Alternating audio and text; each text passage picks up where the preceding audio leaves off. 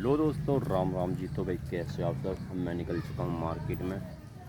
मैं जाऊँगा भाई सराय, मुझे जाना है बैंक में, मुझे लाने हैं थोड़े से पैसे काट के, क्योंकि भाई मेरे खाते में पैसे नहीं थे, मेरी घरवाली के खाते में पैसे हैं, तो भाई मुझे निकालने हैं। ठीक है भाई। तो ये है भाई शिवांशु शिवांशु सुअर, है ना? कितने में जा रहा बैठ आ जाऊँगा अभी, लग के नहाए ना गयो जो। वो ये फोन गिर पड़ा था, ढह पड़ा था। ठीक है इसमें उतनी देर में तो ये मिला खाए में रह रहे। बराबर की साइड की जेब मैंने रखा था, ऊपर बता रहे थे तुम तो। साइड की जेब में बताया था मैंने तो, वो नीर देर में मिला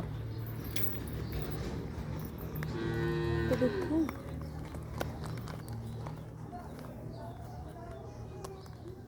तेरा आधार कार्ड दे तो दिया, दिख रहा तुझे।